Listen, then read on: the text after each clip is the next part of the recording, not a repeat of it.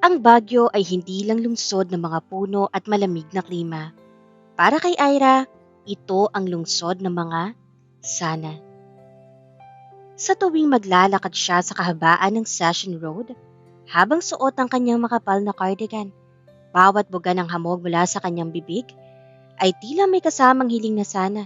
Sa susunod na lumingon siya, hindi lang best friend ang tingin sa kanya ni Inigo. Sina Ira at Inigo ay lumaking magkadikit ang mundo. Ang kanilang mga magulang ay magkakasosyo sa negosyo at matatalik na magkakaibigan. Kaya naman natural na sa iisang subdivision sila tumira. Bata pa lang sila, si Inigo na ang tagapagtanggol ni Ira sa mga batang nang aasar sa kanya sa Burnham Park. Si Inigo ang kalaro niya sa ulan, ang kasama niyang gumagawa ng assignment, at ang taong nakakaalam ng lahat ng paborito niyang pagkain, mula sa strawberry taho hanggang sa Good Shepherd uba jam. Ngunit sa likod ng pagiging best friends, may lihim na pasanin sa Ira. Mahal niya si Inigo, hindi lang bilang kaibigan, kundi bilang lalaking gusto niyang makasama habang buhay. Isang gabi, bumagsak ang napakalakas na ulan sa lungsod. Dahil sa lakas ng hangin, nagkaroon ng blackout sa kanilang area. Gaya ng nakagawian mula pa noong bata sila, tumuloy si Inigo sa bahay ni Ira dahil natatakot ang dalaga sa malalakas na kulog. Ira, nandito lang ako, huwag kang matakot. Bulong ni Inigo habang naglalatag sila ng matres sa sahig ng kwarto ni Ira. Pinayagan sila ng kanilang mga magulang dahil sa sobrang tiwala sa kanilang dalawa. Magkatabi silang nahiga. Ang tanging liwanag ay ang maliit na kandila sa ibabaw ng nightstand. Amoy na amoy ni Ira ang pamilyar na bango ni Inigo. Isang timpla ng sabon, cologne at ang natural na init ng katawan nito na tila panlaban sa nanunuot na lamig ng gabi. Sobrang lapit nila. Ramdam ni Ira ang paggalaw ng braso ni Inigo sa tuwing nag-aayos ito ng kumot. Bawat buntong hininga ng binata ay naririnig niya. Sa puntong iyon, tila huminto ang mundo para kay Ira. Inaasahan niya ang isang bagay, isang hawak sa kamay, isang yakap, o kahit isang titig na magsasabing may nararamdaman din ito. Ira, gising ka pa? Mahinang tanong ni Inigo. Ang boses nito ay malalim at tila musika sa pandinig ni Ira. Oo, Inigo. Hindi ako makatulog sa ingay ng ulan. Sagot ni Ira. Bagamat ang totoo ay ang sariling tibok ng puso niya ang nagpapagising sa kanya. Iniisip ko lang, ang swerte natin, no? Kahit anong mangyari, nandito tayo para sa isa't isa. Para na talaga tayong magkapatid. Sabi ni Inigo sabay pikit ng mga mata at tuluyang nakatulog ng mahimbing. Magkapatid. Ang salitang iyon ay parang isang matulis na yelo na bumaon sa puso ni Ira. Habang tinitingnan niya ang payapang mukha ni Inigo sa dilim, naramdaman niya ang unang patak ng luha. Ni minsan ba, hindi ito naakit sa kanya? Ilang gabi na silang magkatabi sa pagtulog kapag may bagyo o kapag may movie marathon sila. Pero ni isang beses, hindi siya tinangkaan o nilanti ni Inigo. Para kay Inigo, siya ay isang ligtas na kanlungan, isang kaibigan na walang mali siya. Lumipas ang high school at pumasok sila sa kolehiyo sa iisang universidad sa Baguio. Si Inigo ay naging pambato ng basketball team. Lalo itong tumangkad, lalong naging maskulado, at lalong naging habulin ng mga babae.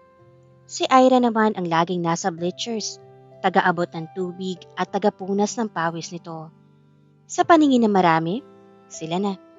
Pero si Ira lang ang nakakaalam ng masakit na katotohanan. Isang hapon, habang nagkakape sila sa isang sikat na cafe sa Camp John Hay, pansin ni Ira ang kakaibang kislap sa mga mata ni Inigo habang nakatingin ito sa kanyang cellphone. Ira, tingnan mo to. Masayang sabi ni Inigo sabay harap ng screen sa kanya. Isang profile sa social media ang nakita ni Ira. Ang pangalan ay Chloe, isang dalagang taga Manila. Napakaganda nito, sexy, mukhang modelo, mahaba ang buhok, at kitang-kita ang pagiging sophisticada sa mga post nito. Nakilala ko siya sa isang online group ng mga car enthusiast. Ira, ang galing niyang makipag-usap. Sexy niya, di ba?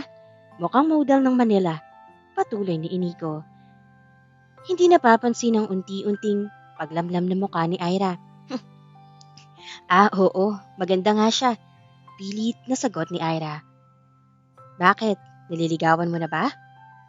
Bala ko, sabi niya. Aakyat siya dito sa Baguio next week para magbakasyon. Gusto ko siyang itour. Gusto ko siyang dalhin sa mga places na espesyal sa atin. I mean, sa mga magagandang spots dito.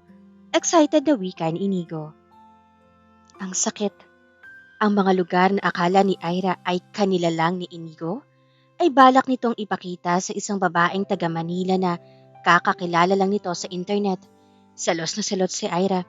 Pakiramdam niya ay unti-unti siyang kinakalimutan sa eksena. Naisip ni Ira, kailangan niyang gumawa ng paraan. Hindi niya kayang panoorin si Inigo na masaya sa iba, habang siya ay nananatiling best friend na naghihintay sa wala. Kung hindi siya makukuha ni Inigo sa ganda o sa tagal ng samahan, baka makuha niya ito sa selos. Dito pumasok sa isip ni Ira si Mateo, ang kababata rin nila. Ang ikatlong miyembro ng kanilang grupo noong mga bata pa sila. Si Mateo ay tahimik, seryoso, pero palaging nandoon kapag kailangan ni Ira. Alam ng lahat, maliban kay Inigo, na may lihim na pagtingin si Mateo kay Ira simula pa noong elementary. Isang gabi, matapos ang masakit na pakikipag-usap kay Inigo tungkol kay Chloe, tinawagan ni Ira si Mateo. Nagkita sila sa Wright Park, kung saan ang amoy ng mga pine tree at ang malamig ay sagad naman hanggang buto. Ira, bakit mo ako pinatawag? Gabi na, baka sapunin ka rito. Bungad ni Mateo habang hinuhubad ang kanyang jacket para ibalot sa mga balikat ni Ira.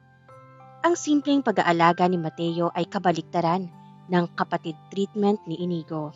Mateo, may hihiningin sana ako, pero sana wag ka magagalit. Panimula ni Ira. Ang kanyang boses ay nanginginig. Ano yun? Alam mo namang hindi ko kayang tumanggi sa'yo, sagot ni Mateo. Tumitingin ng diretso sa mga mata si Ira. Maging boyfriend ko, kunwari lang. Gusto ko lang maramdaman ni Inigo na hindi lang ako laging nandoon para sa kanya. Gusto kong makita kung may pakialam ba siya sa akin bilang babae. Diretsahang sabi ni Ira. Natigilan si Mateo. Kitang-kita ang gulat at lungkot sa kanyang mga mata. Masakit para sa kanya na gamitin para sa ibang lalaki. Pero dahil mahal niya si Ira, handa siyang maging tulay. Kahit pa siya masaktan sa huli. Sigurado ka ba rito, Ira? Baka sa huli, ikaw ang masaktan kapag nalaman mong wala talagang epekto sa kanya. Paalala ni Mateo. Handa akong sumagal, Mateo. Ayoko nang maging best friend lang. Determinadong sagot ng dalaga. Sige, gagawin ko. Mula ngayon, ako na ang boyfriend mo, sabi ni Mateo. At sa gabing iyon, nabuo ang isang kasunduan na babago sa takbo ng kanilang pagkakaibigan. Kinabukasan, ang plano ay sinimulan na. Karaniwan ay si Inigo ang sumusundo kay Ira para pumasok sa universidad. Pero sa araw na ito, nag-text si Ira kay Inigo na huwag na siyang abalahin. Nang makarating si Inigo sa tapat ng gate ni Ira, laking gulat niya nang makitang nandoon na si Mateo, nakasandal sa kanyang motor. Lumabas si Ira na bihis, hindi ang karaniwang hoodie, kundi isang magandang dress na pinagaya ng kanyang boots. Ira? Mateo? Anong ginagawa niyo rito? Tanong ni Inigo. Ang kanyang kilay ay nagsalubong sa pagtataka. Ngumiti si Ira, isang ngiting pilit ngunit mukhang totoo. Inigo, hindi ko pa pala nasasabi sa iyo kagabi lang. Naging kami na ni Mateo. Biglang tumahimik ang paligid. Ang tunog ng mga ibon at ang mga ingay ng mga sasakyan sa malayo ay tila nawala. Titig na titig si Inigo kay Ira. Pagkatapos ay kay Mateo na ngayon ay nakaakbay na sa balikat ng dalaga. Kayo? I mean, kailan pa? Paano? Sunod-sunod na tanong ni Inigo. Ang kanyang boses ay may kakaibang tono. Hindi mo malaman kung galit, gulat, o lungkot. Matagal ko nang nililigawan si Ira, tol. Ngayon lang niya ako sinagot. Pagsisinungaling ni Mateo habang hinihigpitan ang akbay kay Ira. Nakita ni Ira ang pababago sa mukha ni Inigo. Ang dating masayang ekspresyon ay napalitan ng isang blankong tingin. Ngunit bago pa makapagsalita si Ira, biglang tumawa ng pilit si Inigo. Wow! Congrats, tol! Congrats, Ira! Akalain mo yun? Ang dalawa kong best friend, sila rin pala sa huli. Grabe! Nakakagulat pero masaya ako para sa inyo, sabi ni Inigo. Pero habang nagsasalita siya, hindi siya makatingin ng diretso sa mga mata ni Ira. Salamat, Inigo. Akala ko magagalit ka kasi hindi ko agad nasabi, sabi ni Ira. Sinusuri ang bawat reaksyon ng binata. Bakit naman ako magagalit? Dapat nga mag-celebrate tayo. Tamang-tama, darating si Chloe sa Saturday. Mag-double date tayo para makilala niyo rin siya. Suwestyon ni Inigo. Parang sinaksak si Ira sa narinig. Double date?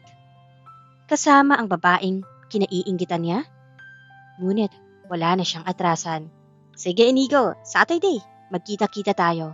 Hamon ni Ira. Tumalikod na si Inigo at sumakay sa kanyang sasakyan. Hindi nakita ni na Ira at Mateo ang paghigpit ng hawak ni Inigo sa manibela. Ang kanyang mga knuckles ay naging maputi sa sobrang diin.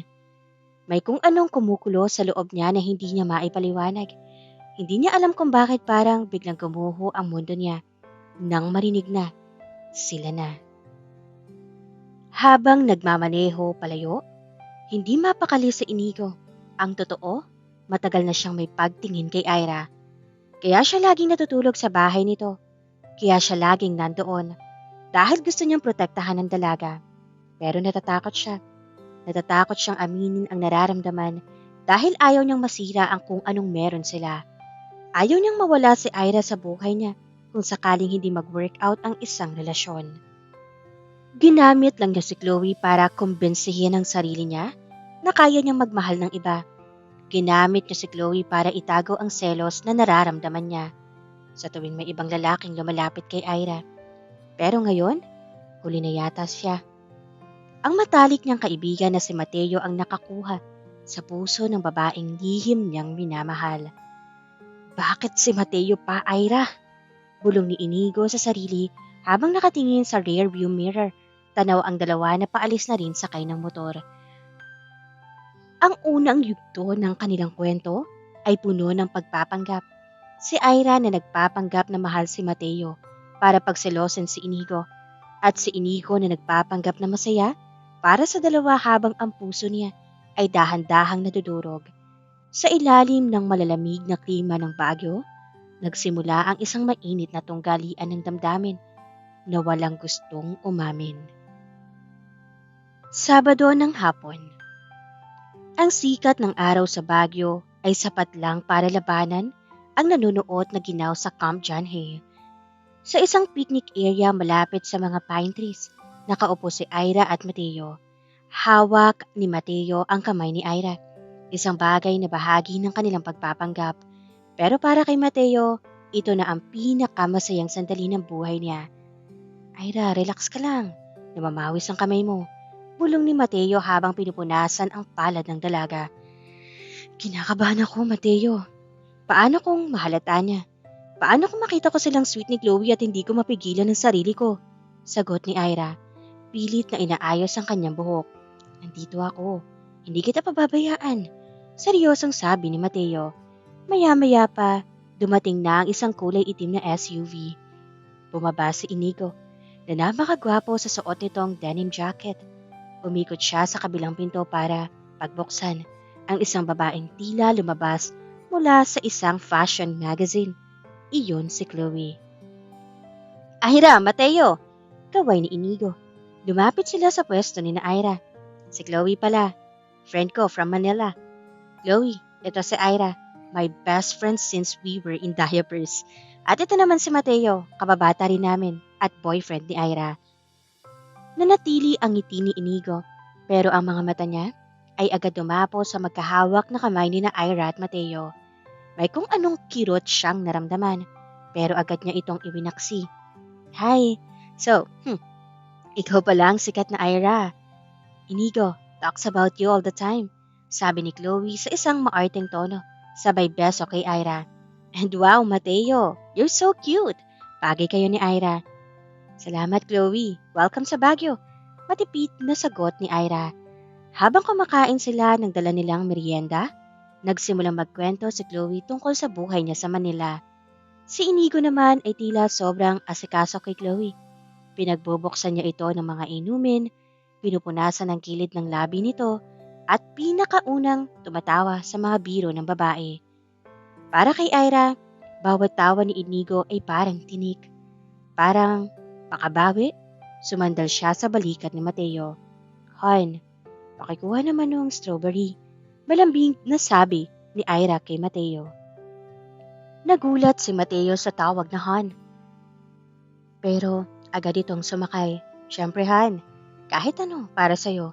Sinubuan ni Mateo si Ira at sadyang pinatagal ang titig nila sa isa't isa. Napahinto si Inigo sa pag-inom. Han? Simula kailan naging Han ang tawagan nyo? Noong isang linggo lang, Tol. Tol pa ang tawag nyo, ha? Bakit, Inigo? Selos ka ba? Biro ni Mateo. Pero may halong hamon ang kanyang mga mata. Tumawa si Inigo. Isang tawang walang buhay.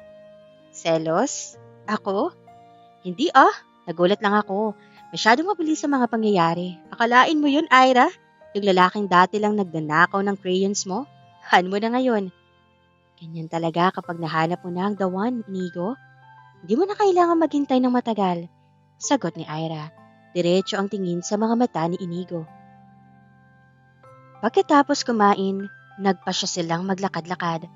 Nauna sina Mateo at Chloe na nag-uusap tungkol sa photography habang naiwan sa likod sina Ira at Inigo. Masaya ka ba talaga sa kanya, Ira? Biglang tanong ni Inigo. Seryoso na ang mukha nito ngayon. Wala na ang pilit ng ngiti. Bakit mo tinatanong? Mukha ba akong hindi masaya? Balik na tanong ni Ira. Hindi sa ganoon, pero kasi si Mateo yan eh. Alam ko kung paano yan maglaro noon. Baka saktan ka lang niya. Huminto si Ira sa paglalakad at hinarap si Inigo. At bakit naman niya ako sasaktan? Si Mateo, palaging nandoon para sa akin. Hindi niya ako binabaliwala. Hindi niya ako tinatrato na parang kapatid lang habang ang puso ko ay unti-unting nadudurog sa kakahintay sa wala. Natigilan si Inigo. Anong ibig mong sabihin? Wala. Ang point ko, Inigo, masaya ako kay Mateo. Kaya huwag mo na akong alalahanin. Mag-focus ka na lang kay Chloe. Mukhang bagay naman kayo eh. Pang Manila siya, pang model. Di ba yun ang gusto mo? Ira, hindi mo naiintindihan. Adong hindi ko naiintindihan. Na masaya ka na, may bago kang kalaro? Sige na, Inigo. Mauna na ako. Hinahanap na ako ng boyfriend ko. Pagtalikod ni Ira, naramdaman niya ang panginginig ng kanyang mga kamay. Muntik na. Muntik na siyang bumigay. Kinagabihan, matapos ihatid ni Inigo si Chloe sa tinutuloyan nitong hotel, bumalik siya sa kanilang subdivision. Imbes na umuwi sa kanila, pumarada siya sa tapat ng bahay ni na Ira. Doon niya nakita si Mateo na hinahatid si Ira sa pinto. Nakita ni Inigo kung paano hinalikan ni Mateo si Ira sa noo. Nakita niya ang pagngiti ni Ira. Sa sandaling iyon, parang may sumabog sa dibdib ni Inigo. Galit, selos, pagsisisi. Nang makaalis si Mateo, lumabas si Inigo sa kanyang sasakyan at tinawag si Ira. Ira, lumingon si Ira. Gulat na makita si Inigo sa labas ng bahay niya. Nang ganoon kagabi. Inigo, ano ginagawa mo rito? Nasaan si Chloe? Hinatid ko na siya, Ira. Kailangan nating mag-usap.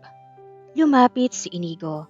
Hanggang sa ilang pulgada na lang ang distansya nila sa isa't isa. Ramdam ni Ira ang init ng hininga ni Inigo sa gitna ng malamig na hangin ng gabi. Tungkol saan? Gabi na, Inigo? Sabi ni Ira, pilit na nagpapaka-tatag. Tungkol sa atin, Ira, bakit pakiramdam ko iniiwasan mo ako? Simula nung naging kayo ni Mateo, akala ko ba best friends tayo? Best friends? Yun lang naman tayo, di ba? Isang tawag, isang takbo, pero Inigo, may buhay na rin ako. Hindi pwedeng habang buhay, ikaw lang ang priority ko. Sagot ni Ira. Pait na pait ang boses. Hinawakan ni Inigo ang mga braso ni Ira. Pero hindi ko kaya. Hindi ko kayang makita kang ganyan sa kanya.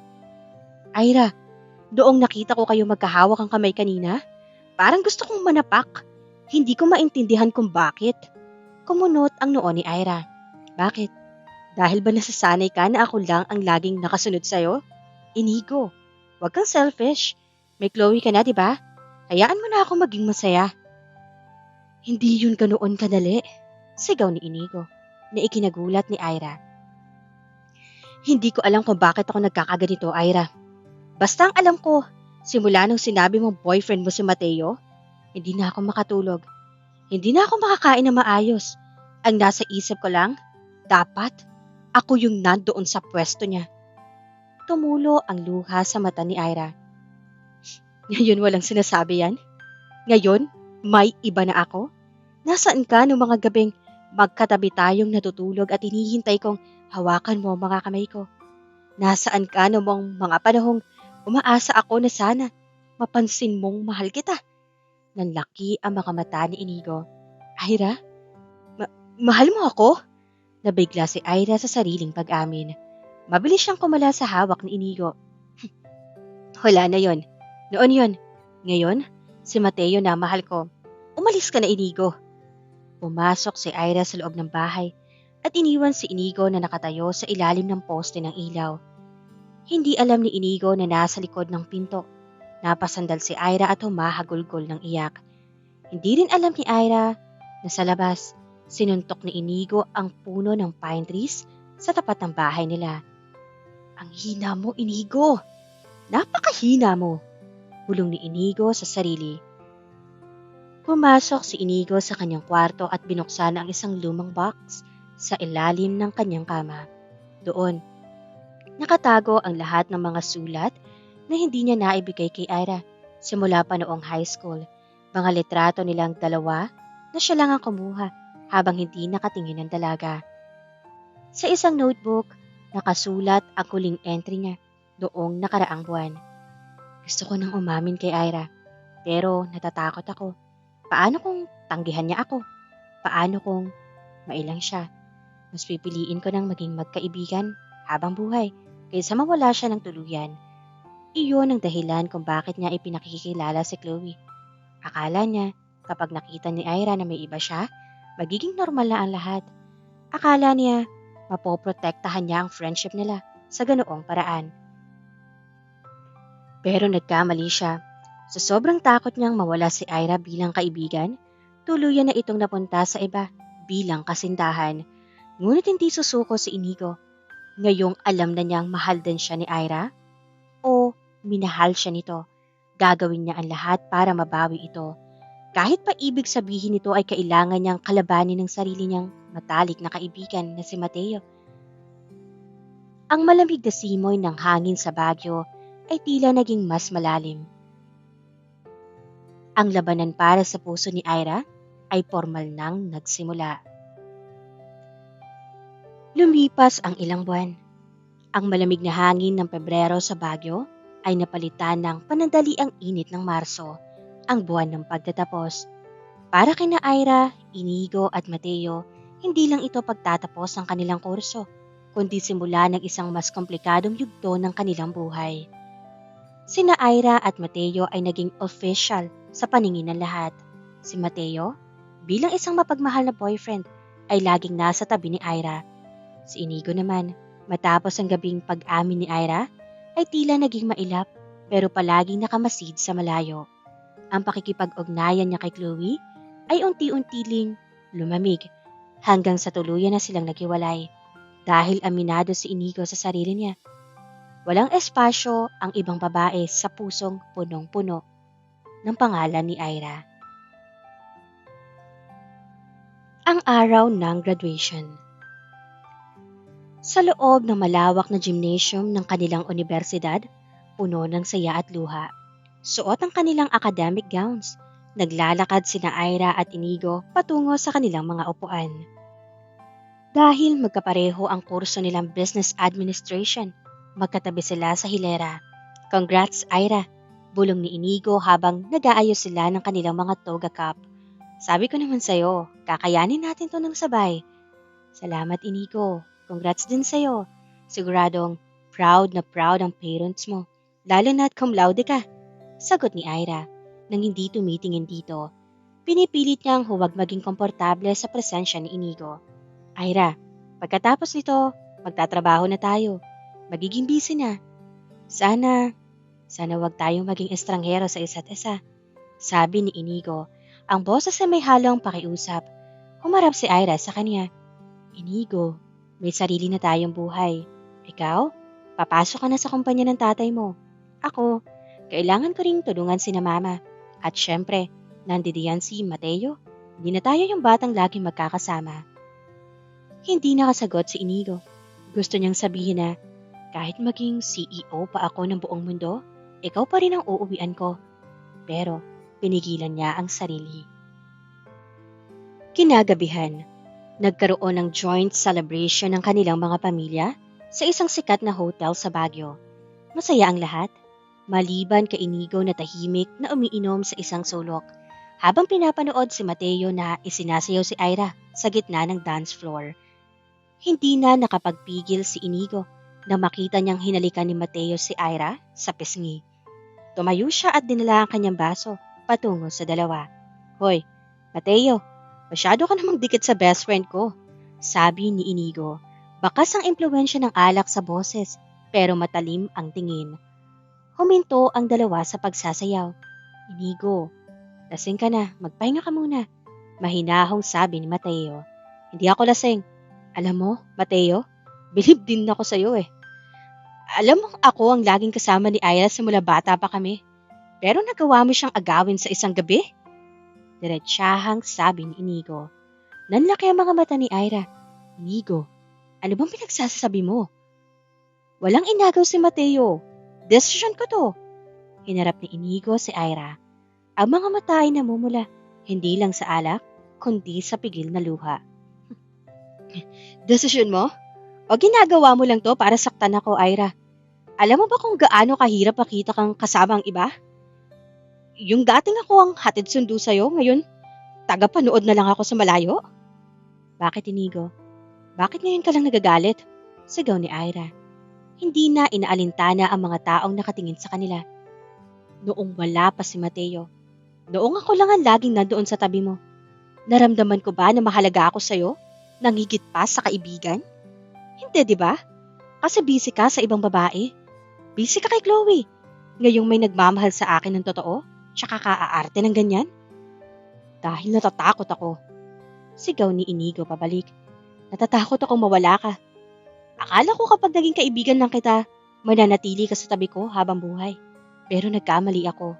Sa sobrang pag-iingat ko na huwag masira ang friendship natin, tuluyan kitang naibigay sa iba. Natahimik ang buong hall. Si Mateo ay humakbang sa pagitan ni Ira at Inigo. Tama na, Inigo. Respetuhin mo naman si Ira. Boyfriend niya ako at wala kang karapatang pagsalitaan siya ng ganyan sa harap ng maraming tao. Isang mapait na tawa ang pinakawala ni Inigo. Boyfriend? Mateo? Alam nating dalawa ang totoo.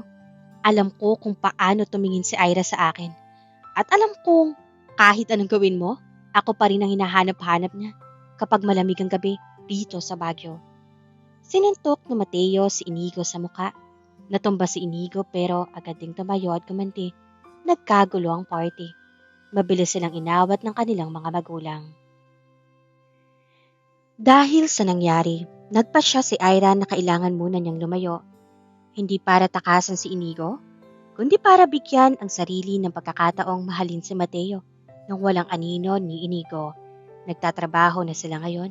Si Ira ay naging marketing associate sa isang malaking hotel, habang si Inigo ay naging operations manager sa kumpanya ng kanyang pamilya. Kahit nasa iisang lungsod lang sila, pinutol ni Ira ang lahat ng komunikasyon kay Inigo. Isang gabi, habang nag-overtime si Ira sa hotel, nakatanggap siya ng isang delivery. Isang basket ng paborito niyang strawberry at isang sulat. Ira, alam kong galit ka. Alam kong hindi sapat ang sorry. Pero simula noong araw na sinuntok ako ni Mateo, natauhan ako. Hindi ko nahahayaang lumipas ang bawat araw na hindi ko ipinaglalaban na nararamdaman ko. Hindi ako susuko hanggat hindi mo nararamdamang ikaw lang ang babaeng gusto kong pakasalan sa dulo ng lahat ng ito. Maghihintay ako kahit gaano pa katagal. Inigo. Napaiyak si Ira habang binabasa ang sulat. Sa tabi niya, tumunog ang kanyang phone. Si Mateo ang tumatawag. Hello, hon. Pauwi ka na ba? Susunduin na kita. Sabi ni Mateo sa kabilang linya. Ang boses nito ay puno ng pagmamahal at seguridad. Oo, hen. Pababa na ako. Sagot ni Ira. Pero ang mga mata niya ay nakatitig pa rin sa sulat ni Inigo. Makalipas ang isang linggo, may malaking event sa hotel na pinagtatrabahuhan ni Ira. Isang business conference kung saan isa sa mga speaker ay ang batang manager ng kanilang kalabang kumpanya. Walang iba kundi si Inigo. Nagulat si Ira na makita si Inigo na pumasok sa conference hall. Mukha itong mas mature, mas seryoso at mas lalong nakakaakit sa kanyang business suit. Nang magtagpo ang kanilang mga mata, hindi iniwas ni Inigo ang tingin. Sa halip, ngumiti ito ng tipid. Isang ngiting nagsasabing, nandito na ako at hindi na ako aalis. Sa kalagitnaan ng event, habang nasa break, sinundan ni Inigo si Ira sa balcony ng hotel na overlooking sa Mines View Park. Ang ganda pa rin ng view dito, no? Panimula ni Inigo. Anong ginagawa mo rito, Inigo? Trabaho ang pinunta mo rito. Matigas na sabi ni Ira. Trabaho ang dahilan kung bakit ako nandito. Pero ikaw ang dahilan kung bakit ako nagstay. Sagot ni Inigo. Dahan-dahang lumalapit. Inigo, please. Huwag natin guluhin yung katahimikan na binuo ko. Masaya na kami ni Mateo. Pakiusap ni Ira. Bagamat ang puso niya ay muling tumitibok ng mabilis. Hinawakan ni Inigo ang kamay ni Ira. At sa pagkakataong ito, hindi niya ito binitawan. Ira, tignan mo ako sa mga mata. Sabihin mo sa akin na hindi mo na ako mahal. Sabihin mo sa akin na kapag hinahawakan ni Mateo ang kamay mo, hindi ako ang naiisip mo. Kapag nasabi mo yan ng diretso, titigil na ako. Pangako. Tumingin si Ira kay Inigo. Ang mga mata nito ay puno ng katapatan. Bubuka na sana ang bibig ni Ira para magsinungaling. Pero walang salitang lumalabas. Ang tanging nararamdaman niya ay ang kuryenteng dumadaloy mula sa kamay ni Inigo patungo sa buong katawan niya. Ira, please, bigyan mo ako ng pagkakataon na patunayang hindi na ako yung Inigo na takot. Bigyan mo ako ng chance na bawiin ka. Bulong ni Inigo. At sa dahan-dahang paglapit ng kanyang muka sa mukha ni Ira, tila huminto ang mundo. Ngunit bago pa magdikit ang kanilang mga labi, narinig nila ang boses ng katrabaho ni Ira mula sa likuran. Ma'am Ira, nariyan ka ba? Mabilis na lumayo si Ira. Ang mukha niya ay namumula sa hiya at kulat. Si Inigo ay nananatiling kalmado.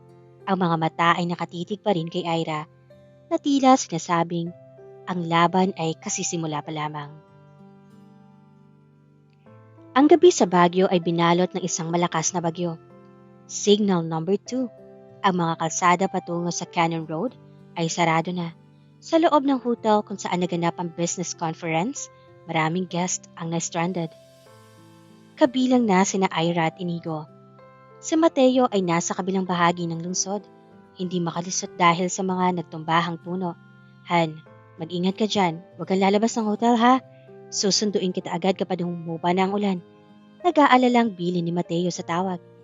Oo Han, safe ako rito. Huwag kang mag-alala. Sagot ni Ira. Pero ang totoo, hindi siya mapakali. Alam niyang nasa iisang building lang sila ni Inigo.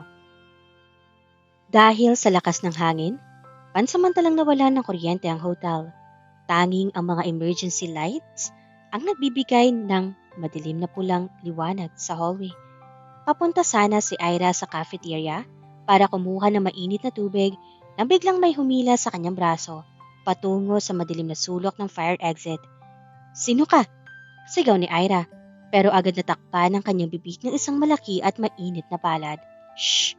Ako lang to, Ira. Bulong ng pamilyar na boses. Si Inigo. Inigo, ano ba? Nakakagulat ka. Bitawan mo nga ako. Inis na sabi ni Ira. Pero hindi siya makawala dahil nakasandal siya sa pader at nakakulong sa mga braso ni Inigo. Ira, hindi ko na kaya. Buong gabi kitang pinapanood na kausap si Mateo sa phone. Buong gabi akong nagtitiis na huwag kang hilahin palayo sa kanya, sabi ni Inigo. Ang boses ay paos at puno ng pagnanasa. Inigo, may boyfriend ako. Respeto naman. Boyfriend? Ira, itigil na natin tong lokohan na to. Biglang sigaw ni Inigo. Pero mahina lang. Alam ko kung bakit mo ginawa to. Alam ko na, kaya mo lang naging boyfriend si Mateo ay dahil gusto mong takasan na nararamdaman mo sa akin. At alam ko rin na naging tanga ako dahil hinayaan kong umabot tayo sa ganito. Hinawakan ni Inigo ang magkabilang pisngi ni Ira. Sa gitna ng dilim, tanging ang nagniningning ng kanilang mga mata ang nagkikita. Ira, nakikita mo ba to? Kinuha ni Inigo ang kamay ni Ira at idiniin sa kanyang kaliwang dibdib. Nararamdaman mo ba kung gaano kabilis ang tibok nito? Sa'yo lang to nagkakaganyan. Noong high school pa lang tayo, gusto na kitang halikan tuwing magkatabi tayong natutulog. Gusto kitang yakapin tuwing natatakot ka sa kulog. Nagsimulang manginig ang boses ni Ira. Bakit ngayon mo lang sinasabi yan? Alam mo ba kung ilang gabi akong umiyak dahil akala ko wala lang ako sa'yo? Maling-mali ka, Ira. Bulong ni Inigo.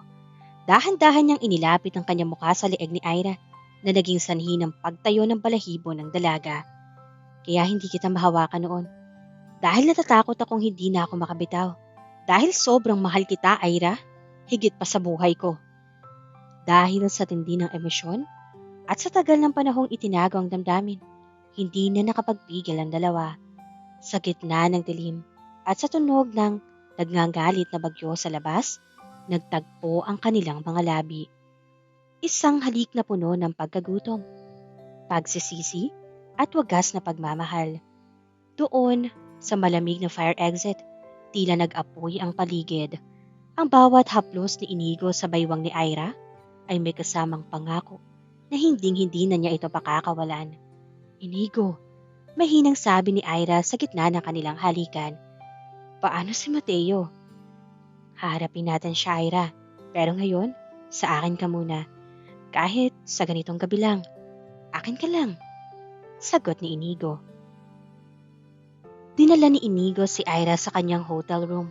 Doon, sa loob ng kwartong tanging liwanag ng kidlat ang nagbibigay ng aninag, nangyari ang hindi nila inaasahan. Isang gabing puno ng init na tumalo sa ginaw ng bagyo.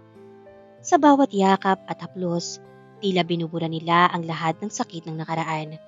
Ipinadama nila sa isa't isa ang pag-ibig na matagal nilang ipinagkait sa kanilang mga sarili. Walang best friend, walang boyfriend, walang Chloe o Mateo. Doon, silang dalawa lang, si Ira at si Inigo, na sa wakas ay nahanap ang daan pabalik sa isa't isa. Kinabukasan. Tumila na ang ulan. Ang sikat ng araw ay sumilip sa bintana. Tumatama sa mukha ni Ira na mahimbing na natutulog sa braso ni Inigo. Nagising si Ira nang maramdamang hinahalikan ni Inigo ang kanyang balikat. Good morning, may Ira? Malambing na sabi ni Inigo. Napangiti si Ira pero agad ding naalala ang sitwasyon. Inigo, kailangan nating mag-usap ng seryoso. Hindi ko kayang lokohin si Mateo.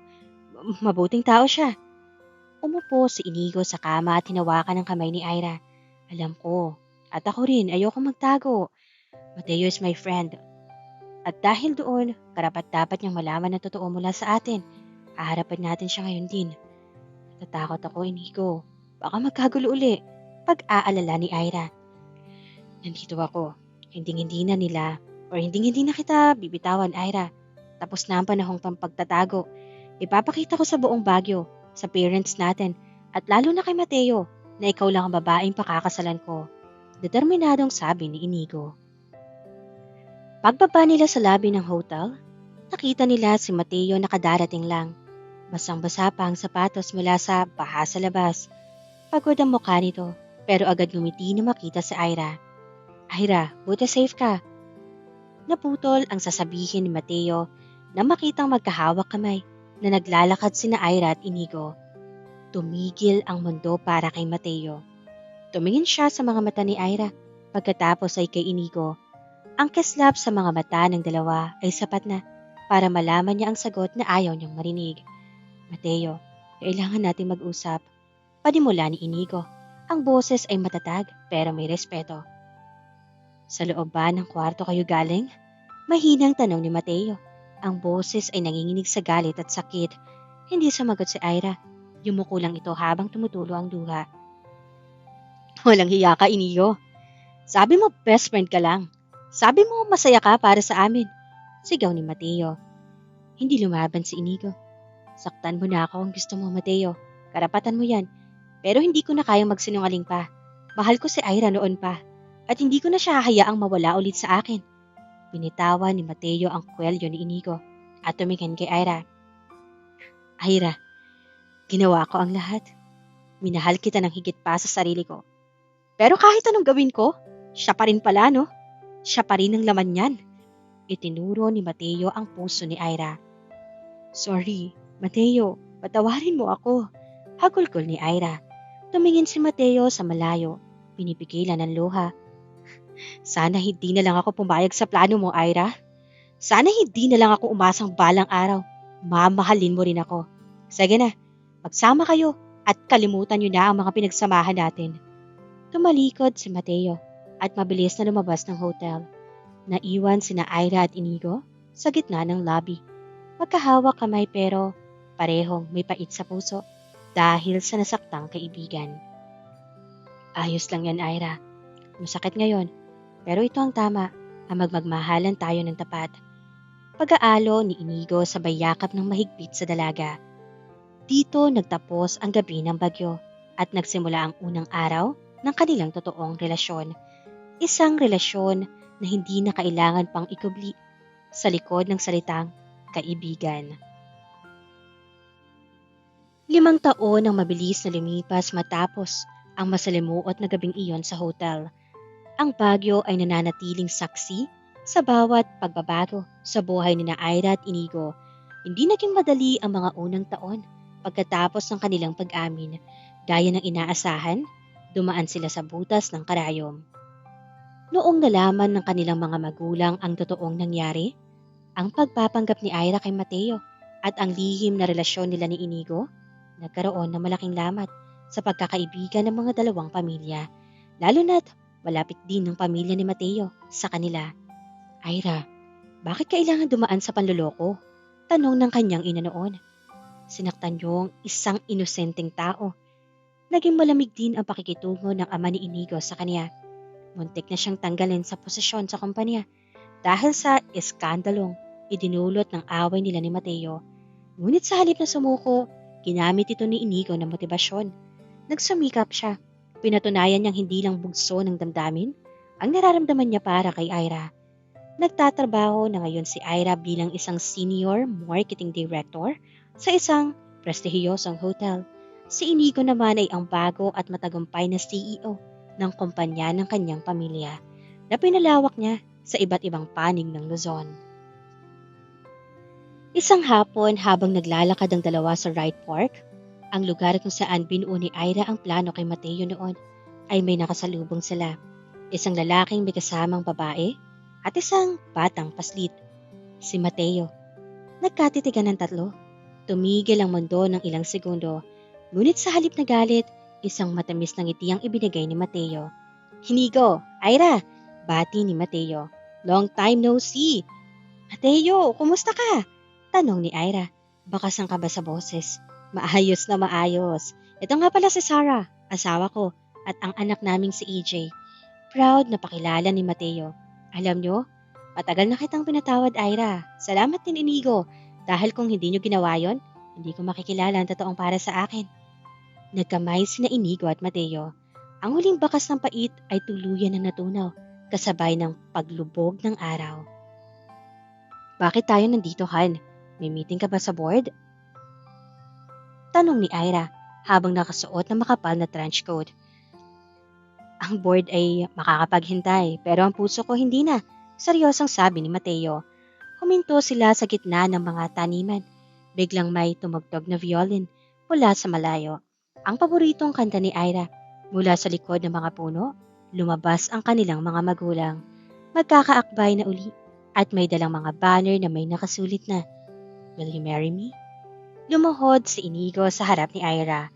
Inilabas niya ang isang maliit na velvet box na naglalaman ng isang makinang na diamante. Ira, nagsimula tayo bilang magkalaro sa putikan. Naging mag-best friend na laging nagtatago na nararamdaman. Nagkasakitan, naglayo, at muntik ng sumuko. Pero sa huli, ikaw pa rin ang uuwian ko. Ira, my best friend, my first love, and my forever. Will you marry me? Umiiyak na tumango si Ira. Yes, Inigo, yes. Ang kasalang Baguio. Ang kasal ay ginanap sa Baguio Cathedral. Ang buong paligid ay puno ng mga puting rosas at amoy ng mga sariwang pine trees.